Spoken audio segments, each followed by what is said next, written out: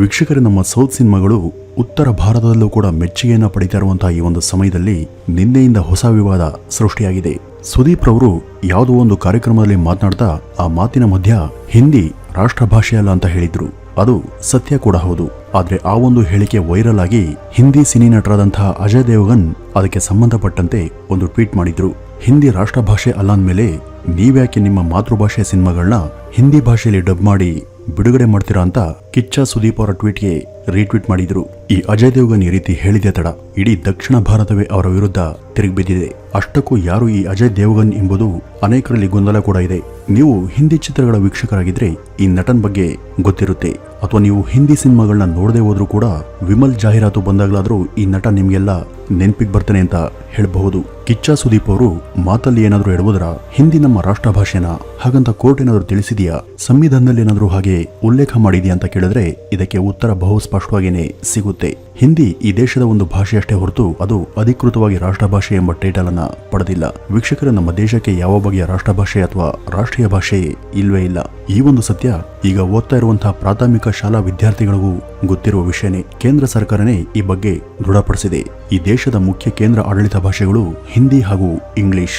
ಆಯಾ ರಾಜ್ಯಗಳ ಆಡಳಿತ ಭಾಷೆಗಳು ಆಯಾ ರಾಜ್ಯಕ್ಕೆ ಸೀಮಿತವಾಗಿದೆ. ಉದಾಹರಣೆಗೆ ನಮ್ಮ ರಾಜ್ಯದ ಆಡಳಿತ ಭಾಷೆ ಕನ್ನಡ, ಆದರೆ ಹಿಂದಿ ಈ ದೇಶದ ರಾಷ್ಟ್ರ ಭಾಷೆ ಎಂಬುದು ನಿಜ ಅಲ್ಲ. ಹಾಗಂತ ಎಲ್ಲೂ ಕೂಡ ಉಲ್ಲೇಖ ಇಲ್ಲ. ಯಾವುದೇ ಭಾಷೆಯನ್ನ ಇಲ್ಲಿ ಯಾರ ಮೇಲೂ ಕೂಡ ಬಲವಂತದಿಂದ ಹೇರುವ ಅಗತ್ಯ ಇಲ್ಲ. ಈ ಒಂದು ಸತ್ಯ ಇಲ್ಲಿನ ಶಾಲಾ ಮಕ್ಕಳು ಗೊತ್ತಿರುವಾಗ ಹಿಂದಿ ನಟರ್ಯಾಕೆ ಇಷ್ಟು ಬಾಲಿಶವಾಗಿ ವರ್ತಿಸಬೇಕು? ಅದಕ್ಕೆ ಉತ್ತರ ಬಲು ಸರಳ. ಸೌತ್ ಸಿನಿಮಾಗಳ ವೈಭವ ಹಾಗೂ ಜನಪ್ರಿಯತೆ ಇದೀಗ ದೇಶವ್ಯಾಪಿಯಾಗಿದೆ. ಎಲ್ಲರೂ ಕೂಡ ಭಾಷೆ ಗಡಿ ಅಂತ ಲೆಕ್ಕಿಸದೆ ಸೌತ್ ಸಿನಿಮಾಗಳನ್ನ ಸ್ವೀಕರಿಸುತ್ತಿದ್ದಾರೆ. ಇದು ಅನೇಕರಿಗೆ ಸಹಿಸೋದಿಕ್ಕೆ ಸಾಧ್ಯವಾಗ್ತಿಲ್ಲ.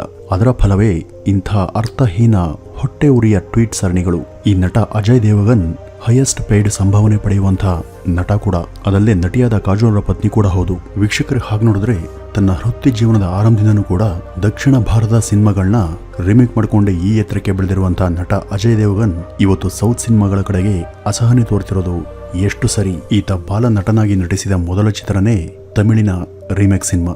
ಅದಷ್ಟೇ ಅಲ್ಲ, ಆತ ನಾಯಕ ನಟನಾಗಿ ಎಂಟ್ರಿ ಕೊಟ್ಟಂತಹ ಪೋಲೋರ್ ಕಂಟೆ ಸಿನಿಮಾ ಕೂಡ ಮಲಯಾಳಂ ಸಿನಿಮಾವಾದ ಪರಂಪರಾದ ರೀಮೇಕ್ ಸಿನಿಮಾ. ಇನ್ನು ಆತನ ದೀವಾನಗಿ ಸಿನಿಮಾ ಕೂಡ ಕಾದಲ್ ಕಿರುಕನ್ ಎಂಬ ತಮಿಳ್ ಚಿತ್ರದ ರೀಮೇಕ್. ನಂತರ ಯುವ, ಇನ್ಸಾನ್, ಜಮೀರ್, ಗೋಲ್ಮಾಲ್, ಸಂಡೇ ಈ ರೀತಿ ಹೇಳ್ತಾ ಹೋದ್ರೆ ಆತನ ಎಲ್ಲ ಸೂಪರ್ ಹಿಟ್ ಸಿನಿಮಾಗಳು ಕೂಡ ನಮ್ಮ ಸೌತ್ ಸಿನಿಮಾದ ರೀಮೇಕ್ ಸಿನಿಮಾಗಳೇ. ಅದಷ್ಟೇ ಅಲ್ಲ, ಈ ಅಜಯ್ ದೇವಗನ್ ನಮ್ಮ ಕನ್ನಡ ಸಿನಿಮಾವನ್ನು ಕೂಡ ರೀಮೇಕ್ ಮಾಡಿದ್ದಾರೆ. ಕನ್ನಡದ ಗಲಾಟೆ ಸಂಸಾರ ಮೂವಿಯನ್ನ ಹಿಂದಿಯಲ್ಲಿ ಆಲ್ ದಿ ಬೆಸ್ಟ್ ಸಿನಿಮಾವನ್ನ ರೀಮೇಕ್ ಮಾಡಿದ್ದಾರೆ. ಅದಷ್ಟೇ ಅಲ್ಲ, ಸನ್ ಆಫ್ ದಿ ಸರ್ದಾರ್ ಎಂಬ ಚಿತ್ರ ಕೂಡ ಕನ್ನಡದ ಬಲಗಾಲಿಟ್ಟು ಒಳಗೆ ಬಾ ಸಿನಿಮಾದ ರೀಮೇಕ್. ಇನ್ನು ಸಿಂಗಂ, ಹಿಮ್ಮತ್ ವಾಲಾ, ಸಿಂಗಂ ರಿಟರ್ನ್ಸ್, ದೃಶ್ಯಂ ಈ ರೀತಿ ಹೇಳ್ತಾ ಹೋದ್ರೆ ಈ ಅಜಯ್ ದೇವಗನ್ ತನ್ನ ಜೀವನದ ಉದ್ದಕ್ಕೂ ಸೌತ್ ಸಿನಿಮಾಗಳನ್ನ ರೀಮೇಕ್ ಮಾಡಿಕೊಂಡು ಬೆಳೆದಿದ್ದಾರೆ. ಇನ್ನೊಂದು ಸಂಗತಿ ಏನಂದ್ರೆ, ನಮ್ಮ ದಕ್ಷಿಣದಲ್ಲಿ ಈ ಅಜಯ್ ದೇವಗನ್ ಸಿನಿಮಾದಿಂದ ಹೆಚ್ಚು ಖ್ಯಾತಿಯನ್ನ ಪಡೆದೇ ಇದ್ರೂ ಕೂಡ ಈ ವಿಮಲ್ ಜಾಹೀರಾತ್ನಿಂದ ಬಹುತೇಕರಿಗೆ ಈ ಅಜಯ್ ದೇವಗನ್ನ ಮುಖ ಚಿರಪರಿಚಿತ. ಅದಲ್ಲದೆ ಮೊನ್ನೆ ತೆರೆಕಂಡಂತಹ ಬ್ಲಾಕ್ ಬಸ್ಟರ್ ಚಿತ್ರವಾದಂತಹ ತ್ರಿಬಲಾರ್ನಲ್ಲೂ ಕೂಡ ಈ ಅಜಯ್ ಮುಖ್ಯ ಪಾತ್ರವನ್ನ ನಿರ್ವಹಿಸಿದ್ರು. ಇಷ್ಟೆಲ್ಲ ಖ್ಯಾತಿ ಪಡೆದ ಸೀನಿಯರ್ ಮೋಸ್ಟ್ ನಟರಾದ ಅಜಯ್ ರವರು ಯಾಕೆ ಇಂಥ ಅಪ್ರಬುದ್ಧ ಹೇಳಿಕೆಯನ್ನು ಕೊಡಬೇಕು? ಬಾಲಿವುಡ್ನ ಸ್ಥಿತಿ ಸದ್ಯ ಶೋಚನೀಯವಾಗಿದೆ. ಕತೆಗಳ ಕೊರತೆ ಇರುವಂತಹ ಈ ಕ್ಷೇತ್ರ ದಕ್ಷಿಣದ ಕತೆಗಳನ್ನ ಮೇಲಿಂದ ಮೇಲೆ ರೀಮೇಕ್ ಮಾಡ್ತಿದೆ. ಪ್ಯಾನ್ ಇಂಡಿಯಾ ಎಂಬ ಟ್ರೆಂಡ್ ಶುರುವಾದಾಗಿಂದ ದಕ್ಷಿಣದ ಚಿತ್ರಗಳು ಹಿಂದಿಗೂ ಕೂಡ ಡಬ್ಬಾಗಿ ತೆರೆ ಕಾಣ್ತಿವೆ. ಹಿಂದಿಯ ವೀಕ್ಷಕರು ಸೌತ್ ಸಿನಿಮಾಗಳನ್ನ ಅವರದೇ ಭಾಷೆಯಲ್ಲಿ ನೋಡಿ ಮುಕ್ತವಾಗಿ ಹೊಗಳ್ತಾ ಇದ್ದಾರೆ. ಬಾಲಿವುಡ್ ದೊಡ್ಡ ಗಾರ್ಬೇಜ್ ಅಂತ ಅದರ ವೀಕ್ಷಕರೇ ಅದನ್ನ ದೂರ್ತಾ ಇದ್ದಾರೆ. ಇಂಥ ಅಪಮಾನಗಳಿಗೆ ತುತ್ತಾಗಿರುವಂತಹ ಬಾಲಿವುಡ್ನ ಕೆಲ ಖ್ಯಾತ ಸೆಲೆಬ್ರಿಟಿಗಳು ತಮ್ಮ ಫ್ರಸ್ಟ್ರೇಷನ್ ಹಾಗೂ ಅಸಮಾಧಾನವನ್ನ ಈ ರೀತಿ ಹೊರಹಾಕ್ತಿದ್ದಾರೆ. ಇಲ್ಲಿ ನಟ ಅಜಯ್ ದೇವಗನ್ ಒಬ್ಬರೇ ಅಲ್ಲ, ನವಾಸುದ್ದೀನ್ ಎಂಬ ಬಾಲಿವುಡ್ನ ಇನ್ನೊಬ್ಬ ನಟ ಕೂಡ ಇತ್ತೀಚೆಗೆ ಒಂದು ವಿಲಕ್ಷಣ ಹೇಳಿಕೆಯನ್ನ ಕೊಟ್ಟಿದ್ದ. ಅದೇನು ಅಂದ್ರೆ, ನಾನು ಸೌತ್ ಸಿನಿಮಾಗಳನ್ನ ಈ ಹಿಂದೆ ನೋಡಿಲ್ಲ, ಇನ್ ಮುಂದೆ ಕೂಡ ನೋಡುವುದಿಲ್ಲ ಅಂತ ಹೇಳಿ ಸುದ್ದಿಗೆ ಬಂದಿದ್ದ. ಅಸಲಿಗೆ ಈತ ಯಾರು ಅಂತ ದಕ್ಷಿಣದ ಯಾರೊಬ್ಬರಿಗೂ ಕೂಡ ಸರಿಯಾಗಿ ಗೊತ್ತೇ ಇಲ್ಲ.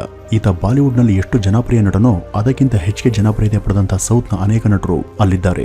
ಬಾಲಿವುಡ್ ಈ ರೀತಿ ಸೌತ್ ಸಿನಿಮಾಗಳ ಬಗ್ಗೆ ಹಾಗೂ ಇಲ್ಲಿನ ಸಿನಿ ರಂಗದ ಬಗ್ಗೆ ಇಂತಹ ಅಸಡ್ಡೆ ತೋರ್ತಿರೋದು ಇದೇ ಮೊದಲೇನಲ್ಲ. ಅವರ ಇಂತಹ ಧೋರಣೆ ಮೊದಲಿಂದಲೂ ಕೂಡ ಇದ್ದದ್ದೇ.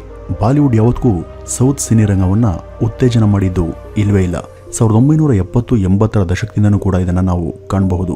1981ರ ಸಮಯದಲ್ಲಿ ಕೇಂದ್ರ ಫಿಲ್ಮ್ ಫೇರ್ ಪ್ರಶಸ್ತಿಯ ಸಮಾರಂಭವೊಂದರಲ್ಲಿ ಹಿಂದಿ ನಟರ ಫೋಟೋಗಳನ್ನ ಮಾತ್ರ ಅಂಟಿಸಿದ್ರು. ಆದ್ರೆ ಅಲ್ಲಿ ಸೌತ್ನ ಯಾವ ದಿಗ್ಗಜ ನಟರ ಫೋಟೋಗಳು ಕಾಣಲೇ ಇಲ್ಲ. ವೀಕ್ಷಕರ ಹಿಂದಿ ಚಿತ್ರರಂಗ ತೀರಾ ಸಂಕುಚಿತ ಮನೋಭಾವದ ಕ್ಷೇತ್ರವಾಗಿದ್ದು, ಇಂಡಿಯನ್ ಫಿಲಿಂ ಲ್ಯಾಂಡ್ ಅಂದ್ರೆ ಅದು ಕೇವಲ ಹಿಂದಿ ಮಾತ್ರ. ಉಳಿದ ಭಾಷಾ ಸಿನಿ ಕ್ಷೇತ್ರಗಳು ಲೆಕ್ಕಕ್ಕಿಲ್ಲ, ಅವು ಕೇವಲ ಸಣ್ಣ ಹಾಗೂ ಸ್ಥಳೀಯ ಕ್ಷೇತ್ರಗಳು ಅಂತ ಅವರು ಬಿಂಬಿಸ್ತಾನೆ ಬಂದಿದ್ದಾರೆ. ವೀಕ್ಷಕರೇ, ಮೊದಲೆಲ್ಲ ನಾವು ಹಿಂದಿ ಸಿನಿಮಾಗಳನ್ನ ನೋಡಿ ಅವು ನಮ್ಮ ಸಿನಿಮಾಗಳ ರೀತಿನೇ ಎಂಜಾಯ್ ಮಾಡ್ತಾ ಇದ್ವಿ. ನಾವು ಯಾವತ್ತೂ ಕೂಡ ಅದು ಹಿಂದಿ ಸಿನಿಮಾ, ಅದನ್ನ ನಾವ್ಯಾಕೆ ನೋಡಬೇಕು ಅಂತ ನಾವ್ಯಾರು ಕೂಡ ಅಂದ್ಕೊಳ್ಳೇ ಇಲ್ಲ. ವೀಕ್ಷಕರು, ಈಗೇನೋ ಸೌತ್ ಸಿನಿಮಾಗಳು ತಮ್ಮ ಉತ್ಕೃಷ್ಟತೆಯಿಂದಾಗಿ ದೇಶಾದ್ಯಂತ ಹೆಚ್ಚು ಸದ್ದನ್ನ ಮಾಡ್ತಿವೆ. ಆದರೆ ಹಿಂದೊಮ್ಮೆ ಪರಿಸ್ಥಿತಿ ಹೇಗಿತ್ತು ಅಂದ್ರೆ, ಹಿಂದಿ ಸಿನಿರಂಗ ಸೌತ್ ಸಿನಿಮಾಗಳನ್ನಾಗ್ಲಿ ಅಥವಾ ಸೌತ್ ನಟರನ್ನಾಗ್ಲಿ ಯಾವುದೇ ರೀತಿಯಲ್ಲೂ ಕೂಡ ಎಂಟರ್ಟೈನ್ ಮಾಡ್ತಾ ಇರಲಿಲ್ಲ. ತಮ್ಮ ಚಿತ್ರಗಳಲ್ಲಿ ದಕ್ಷಿಣದವರು ಅಂದ್ರೆ ಅನಕ್ಷರಸ್ಥರು, ಅಸ್ವಚ್ಛ ಜನ ಅಂತ ಮುಂತಾಗಿ ಕೀಳಾಗಿ ತೋರಿಸಲಾಗ್ತಿತ್ತು. ಇವರು ಮೊದಲೆಲ್ಲ ದಕ್ಷಿಣದ ಯಾವುದೇ ರಾಜ್ಯದ ಜನರನ್ನ ಮದ್ರಾಸಿಗಳಂತಾನೆ ಕರೀತಾ ಇದ್ರು. ಆಗೆಲ್ಲ ಹಿಂದಿಯ ಉತ್ತುಂಗತೆ ಆ ಚಿತ್ರರಂಗಕ್ಕೆ ಅದರ ತಪ್ಪಿನ ಮನವರಿಕೆಯನ್ನ ಮಾಡಿಸ್ಲಿಲ್ಲ. ಆದ್ರೆ ಈಗ ಕಾಲ ಬದಲಾಗಿದೆ.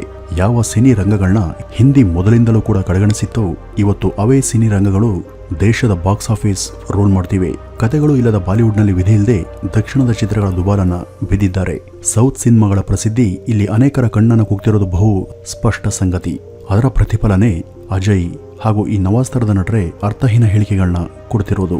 ವೀಕ್ಷಕರೇ, ಅಸಲಿ ವಿಷಯಕ್ಕೆ ಬರುವುದಾದರೆ ಹಿಂದಿ ನಮ್ಮ ರಾಷ್ಟ್ರ ಭಾಷೆ ಅಲ್ಲ. ಬಹಳ ಹಿಂದೆ ಸೂಕ್ತ ಅಧ್ಯಯನವಿರದೆ ಹಿಂದಿನೇ ನಮ್ಮ ರಾಷ್ಟ್ರ ಭಾಷೆ ಎಂಬ ಲಾಜಿಕ್ ಇರದ ವಿಷಯವನ್ನ ನಮ್ಮ ಜನರೇಷನ್ ಹಾಗೂ ನಮ್ಮ ಹಿಂದಿನ ಪೀಳಿಗೆಯವರಿಗೆ ಪಾಠದ ಮುಖಾಂತರ ತಿಳಿಸಲಾಗ್ತಿತ್ತು. ಆದ್ರೆ ಈಗ ಅದು ನಿಜ ಅಲ್ಲ ಅಂತ ಪ್ರೂವ್ ಆಗಿದೆ. ಭಾರತಕ್ಕೆ ಯಾವುದೇ ಬಗೆಯ ರಾಷ್ಟ್ರ ಭಾಷೆಗಳೇ ಇಲ್ಲ. ಇರುವ ಎಲ್ಲವೂ ಕೂಡ ಆ ದೇಶದ ಭಾಷೆಗಳಷ್ಟೇ. ಈ ಹಿಂದಿ ಕೂಡ ಅವುಗಳಲ್ಲಿ ಒಂದು. 2011ರ ಸೆನ್ಸಸ್ ಪ್ರಕಾರ ಈ ದೇಶದಲ್ಲಿ ಹಿಂದಿ ಭಾಷಿಗರ ಸಂಖ್ಯೆ 52 ಕೋಟಿ. ಅದರಲ್ಲಿ ಕೇವಲ 31 ಕೋಟಿ ಜನರಿಗೆ ಮಾತ್ರ ಅದು ಅವರ ಮಾತೃಭಾಷೆ. ಉಳಿದಂತೆ ಅನೇಕರು ವಿವಿಧ ಭಾಷಿಕರಿದ್ದಾರೆ. ಅಂದ್ರೆ ಒಟ್ಟಾರೆ 100ರಲ್ಲಿ 44%ಕ್ಕಿಂತಲೂ ಕಡಿಮೆ ಸಂಖ್ಯೆಯಲ್ಲಿ ಹಿಂದಿ ಭಾಷಿಕರು ಈ ದೇಶದಲ್ಲಿದ್ದಾರೆ. ಹಾಗೂ 25% ಜನರಿಗೆ ಮಾತ್ರ ಅದು ಮಾತೃಭಾಷೆ. ಹಾಗೂ ಆಯಾ ರಾಜ್ಯಗಳು ಹಿಂದಿಯನ್ನ ಶಾಲಾ ಪಠ್ಯದಲ್ಲಿ ಸೇರಿಸಿರೋದನ್ನ ಆಯಾ ರಾಜ್ಯಗಳ ಇಷ್ಟಕ್ಕೆ ಬಿಡಲಾಗಿದೆಯೇ ಹೊರತು ಈ ಭಾಷೆಯನ್ನು ಕಲಿಯಲೇಬೇಕೆಂಬ ಒತ್ತಾಯ ಇಲ್ಲ. ಈ ರೀತಿ ಇರುವಾಗ ಹಿಂದಿ ಈ ದೇಶದ ಮಾತೃಭಾಷೆ, ರಾಷ್ಟ್ರ ಭಾಷೆ ಅಂತ ಹರಬುವ ಅಪ್ರಬುದ್ಧರಿಗೆ 1ನೇ ತರಗತಿಯ ಪಠ್ಯವನ್ನ ಇನ್ನೊಮ್ಮೆ ಓದಿ ಬರೋದಕ್ಕೆ ಸೂಚಿಸುವ ಅಗತ್ಯ ಬಂದಿದೆ. ಹಿಂದಿ ಸಿನಿರಂಗ ಇವತ್ತು ನೆಲವನ್ನ ಕಚ್ಚೋದಕ್ಕೆ ಅದರ ಇಂಥ ಒಂದು ಸಂಕೀರ್ಣ ಮನಸ್ಥಿತಿನೇ ಮುಖ್ಯ ಕಾರಣವಾಗಿದೆ. ಎಲ್ಲ ಭಾಷೆಗಳು ಕೂಡ ಒಂದೇ. ಎಲ್ಲ ಭಾಷೆಗಳಿಗೂ ಅವುಗಳದೇ ಆದಂತಹ ಹಿನ್ನೆಲೆ ಹಾಗೂ ಇತಿಹಾಸ ಇರುತ್ತೆ. ಇದನ್ನ ಗೌರವಿಸಬೇಕಾದದ್ದು ಪ್ರತಿಯೊಬ್ಬ ಪ್ರಜೆಯ ಕರ್ತವ್ಯ. ಅದು ಬಿಟ್ಟು ನಮ್ಮದೇ ಶ್ರೇಷ್ಠ, ಪ್ರತಿಯೊಬ್ಬರು ಕೂಡ ನಮ್ಮದನ್ನೇ ಹೊತ್ತು ತಿರುಗಾಡಬೇಕು ಎಂಬ ಹೇರಿಕೆ ಸರಿಯಲ್ಲ. ಈ ಉದಾರ ಮನೋಭಾವ ಹಿಂದಿಯ ಕೆಲ ನಟ ನಟಿಯರಿಗೆ ಬಂದ್ರೆ ಒಳ್ಳೆಯದು. ಹಿಂದಿ ಭಾಷೆಯನ್ನು ನಾವೆಲ್ಲರೂ ಕೂಡ ಶಾಲೆಯಲ್ಲಿ ಒಂದು ಮುಖ್ಯ ಕಲಿಕಾ ಭಾಷೆಯನ್ನಾಗಿ ಕಲ್ತಿದ್ದೇವೆ ಹಾಗೂ ಗೌರವಿಸಿದ್ದೇವೆ. ಈಗಲೂ ಕೂಡ ಪಠ್ಯದಲ್ಲಿ ಅದಕ್ಕೆ ಸೂಕ್ತ ಸ್ಥಾನಮಾನ ಇದೆ. ಆದರೆ ಯಾವ ಕಾರಣಕ್ಕೂ ಬಲವಂತದ ಹೇರಿಕೆ ಒಪ್ಪಿತವಲ್ಲ. ಭಾಷಾ ಕಲಿಕೆ ವ್ಯಕ್ತಿಯೊಬ್ಬನ ವೈಯಕ್ತಿಕ ಆಯ್ಕೆ. ಇಲ್ಲಿ ನಟ ಸುದೀಪ್ ಹೇಳಿದ್ರಲ್ಲಿ ಯಾವ ತಪ್ಪು ಕೂಡ ಇಲ್ಲ. ಅವರು ಕಾನೂನಿನ ಪರವಾಗಿ ಮಾತನಾಡಿದ್ದಾರೆ. ಅಜಯ್ ದೇವಗಂತರದ ಹಿರಿಯ ನಟರು ಭಾಷಾ ಸೌಹಾರ್ದತೆಯನ್ನು ಸಾರಬೇಕೇ ವಿನಃ ಭಾಷಾ ದ್ವೇಷಕ್ಕೆ ಕಾರಣವಾಗುವಂತಹ ಹೇಳಿಕೆಗಳಿಗೆ ಮುಂದಾಗಬಾರದು. ಹಿಂದಿ ಭಾಷೆಯನ್ನ, ಸಾಹಿತ್ಯವನ್ನ ಹಾಗೂ ಅದರ ಅನೇಕ ಸಾಧಕರನ್ನ ನಾವು ಕೂಡ ಸದಾ ಗೌರವಿಸುತ್ತಲೇ ಬಂದಿದ್ದೇವೆ. ಆ ಅಭಿಮಾನ ನಮ್ಮಲ್ಲಿ ಸದಾ ಇರುತ್ತೆ. ಇಂಥ ಮನಸ್ಥಿತಿಯನ್ನ ಹಿಂದಿ ಸಿನಿಮಾ ನಟರು ಕೂಡ ಅಳವಡಿಸ್ಕೋಬೇಕು ಅಂತ ಹೇಳ್ತಾ ಈ ಒಂದು ವಿಡಿಯೋವನ್ನು ಇಲ್ಲಿಗೆ ಮುಗಿಸೋಣ. ನಮಸ್ಕಾರ.